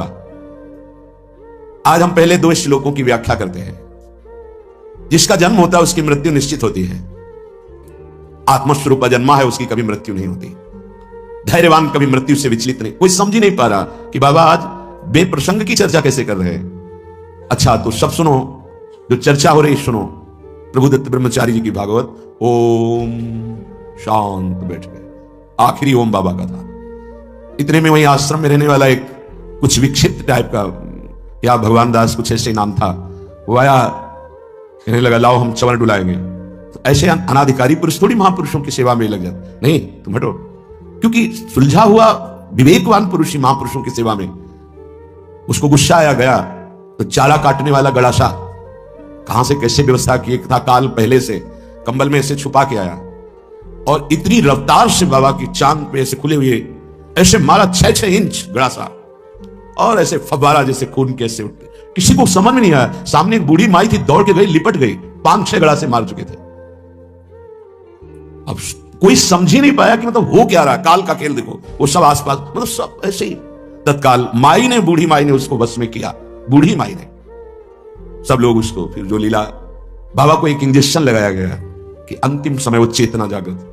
ओ क्या पूरे जीवन तप ज्ञान की मूर्ति, अंतिम लीला कैसे जा रहे, पूरे जीवन मां मां मां पुकारते हुए रामकृष्ण पर। अंतिम गले में कैंसर, विविध प्रकार की पीड़ाएं। ऐसी महाभाव दशा में पूज्य भाई जी अंतिम समय में, जिनका आखिरी जन्म होता है बड़ा, तो उसीलिए ये ब्रह्मबोध संपन्न महापुरुष हैं, जीवन मुक्त महापुरुष हैं, प्रेमी महापुरुष हैं। क्या इनकी महिमा वर्णन करे, पर ये हमारे लिए कह रहे हैं, हम सबके लिए। क्योंकि ये जो मांग रहे हैं ये तो प्राप्त है इनको, हर समय लीला में प्रवेश है इनका। इनको श्यामा श्याम की आखिरी दर्शन की आकांक्षा नहीं, क्योंकि इनकी आखिरी जीते जी हो गई। शरीर राग मुक्त भाव दे से अपने प्रिया प्रीतम के पास कोई आवश्यकता इस बात की मांगने की नहीं है। ये अपने लोगों के लिए कह रहे हैं कि हमें ये प्रार्थना करनी कि मुझे पता नहीं है कब मेरा अंतिम समय हो। हे प्रियालाल, ये हम बहुत बड़े महापुरुष की बात कह रहे हैं जो बहुत साधन परायण थे काशी में। मुझे बहुत आश्चर्य हुआ, ऐसे सब संत महात्मा घेरे हुए हैं, मध्य में वो लेटे हुए हैं। तो उनसे पूछा, स्वामी जी इस समय आपकी गति कहां है? ये चंद्रलोक नहीं, ये तो चंद्रमंडल के अंतर्गत जो चंद्रलोक है, जहां इस सूर्य लोक से भी ऊपर है। सूर्य को क्रॉस कर सके केवल दैवी शक्ति संपन्न जो त्रिगुणातीत है, उन महापुरुषों की, जो शुद्ध सात्विक शरीर वाले हैं, वो जो देवलोक का अतिक्रमण करके भी आगे बढ़ते हैं। सबसे ऊपर चंद्रलोक है, सूर्य लोक भी नीचे है शास्त्रीय पद्धति के अनुसार। उन्होंने कहा चंद्रलोक तक मैं समस्त मंडलों का भेदन करके पहुंच गया हूं, पर ब्रह्म या मोक्ष प्राप्ति तो होश उड़ गए कि ऐसे महापुरुष जो मोक्ष धर्म का ही वर्णन करते रहे, वो ऐसा बोल रहे हैं। एक तरह से जैसे कहते हैं ना कि पैरों से धरती खिसक जाना, कि अपने लोग क्या हैं, अंतिम कैसी बात कर रहे हैं। तो उनका स्वामी जी तो क्या परम पद, तो उनका ये तो विश्वनाथ जी की कृपा के अधीन है। बस हृदय एकदम साधन पक्ष से हटकर कृपा पक्ष की मांग करने लगा कि अंतिम समय कह रहे कि आखिरी कैवल्य परम पद ये तो विश्वनाथ जी की कृपा से। समझ लो साधन कितना पहुंचा सकता है। वो महापुरुष कह रहे हैं कि अभी ब्रह्मलोक भी नहीं, जैसे है स्वर्गलोक, महालोक, जनलोक, तपलोक, फिर ब्रह्मलोक। तो स्वर्गलोक के ऊपर ही है, क्योंकि स्वर्ग के अधिष्ठात्र ये सब लोकपाल देवता हैं। वरुण जी, सूर्य जी, अग्नि जी, वायु जी, चंद्र जी, ये सब लोकपाल हैं। इनके एक अपने अपने लोक हैं। उन लोकों में इनके आराधक उपासक वहां पहुंचते हैं, तो वो कह रहे हैं कि मैं केवल चंद्रलोक तक पहुंच पाया हूं, उसके ऊपर ब्रह्मलोक वहां भी नहीं गति हुई। और परम कैवल्य पद ये तो विश्वनाथ जी की कृपा से, क्योंकि काशी में शरीर छूट रहा, जीवन भर उनके नाम पर रहे, तो वो गति उनकी, मेरी गति यहां तक और वो विश्व। तब ये समझ में आया कि आखिरी बात तो कृपा ही है। कि तभी लिखा है ध्यान मूलम गुरु मूर्ति, पूजा मूलम गुरु पदम, मंत्र मूलम गुरु वाक्यम, मोक्ष मूलम गुरु कृपा। महादेव गुरुदेव हैं, श्री जी गुरुदेव हैं, इन्हीं की कृपा से ही मोक्ष मूलम, तभी आजीवन आराधना करते रहते हैं। यही मांग रहे हैं, तनुरपि न विपत कोटिषु जीवन वृंदावनम क्षणम त्यजतु। बाबा को श्री जी लाई थी वृंदावन, उड़िया बाबा को, कई दिन से भूखे थे, एकांत में ब्रह्म चिंतन में बैठे हुए थे, शरीर भूखा था।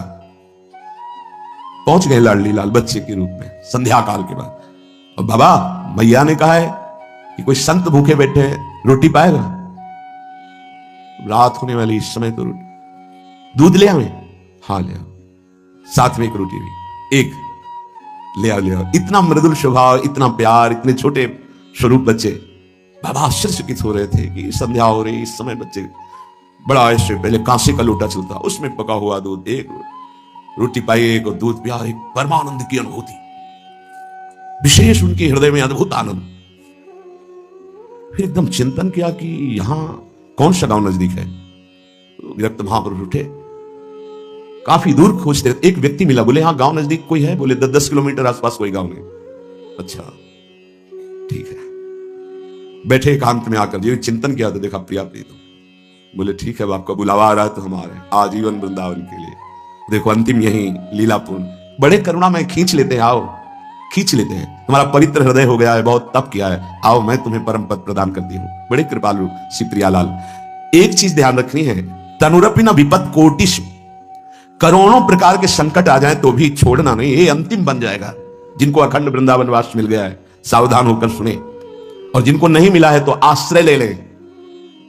कई बार चर्चा की, रजरानी चरणामृत साथ है, वृंदावन का आश्रय है, और वाणी जी साथ है, तो जहां शरीर छूटेगा, जैसे भारतीय सैनिक राजकीय विभाग का कहीं भी शरीर छोड़े, भारत के आज्ञा के अनुसार, सरकार की आज्ञा के अनुसार गया हो, तो तिरंगे पे ही स्वागत होते हुए उसको भारत ही लाया जाएगा।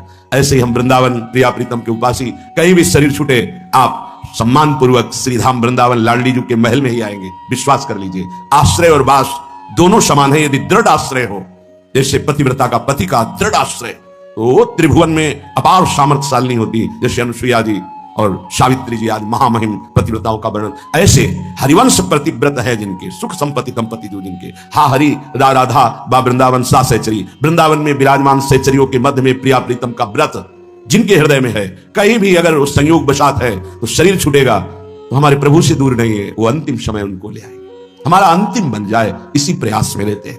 श्री बात करें, तनुरपि न विपत कोटिषु, करोड़ों तुम्हारी विपत्तियां आकर के घेर ले जीवन में तो मत छोड़ना वृंदावन, क्योंकि अंतिम समय हमारी स्मृति कहां होगी हमें पता नहीं, पर धाम अंतिम समय यदि मिल रहा है तो सीधे भगवत प्राप्ति है। और ऊपर की पंक्ति में कहा, हनुमम राधा नागर चरणम मरणे भी नहीं स्मरत। दो बातें कही है, एक है पहली वाली आश्रय की, शरीर वृंदावन में नहीं है पर आश्रय वृंदावन का है, उपासना करते रहे हो प्रिया प्रीतम की, तो अंतिम समय जहां भी तुम होगे, तो ये युगल बड़े करुणामय है, बहुत करुणामय जोड़ी है प्रिया प्रीतम की। ये खेलते खेलते अपने वृंदावन के सहित आपकी दृष्टिपथ में आ जाएंगे, हृदय में आ जाएंगे, पक्का आ जाएंगे। विश्वास करो और भावना दृढ़ रखो। आशा बंधा समुत्कंठा नाम गाने सदा रुचि, दृढ़ आशा कर लो कि इस जन्म में तो प्रिया प्रीतम मिलेंगे ही, चाहे अंतिम श्वास में क्यों ना हो, और उत्साह सहित नाम जप करते रहो। दूसरी पंक्ति है अखंड वृंदावन वासी की, पहला है आश्रय की, हनुमम राधा नागर चरणम मरणे भी नहीं विस्मरतु। कहीं भी हो, यदि मेरा अंतिम समय हो तो हे प्रिया प्रीतम आप स्मरण बन करके हमारे हृदय में जागृत हो जाना, आपके गोरे सांवले चरणारविंद हमारे हृदय में स्फुरित हो जाए। दूसरे में अखंड वृंदावन वासी के लिए, तनुरपि न विपत कोटिषु जीवन वृंदावनम क्षणम त्यजतु, चाहे करोड़ों विपत्तियां आ जाए वृंदावन नहीं छोड़ूंगा, एक क्षण के लिए भी नहीं छोड़ूंगा।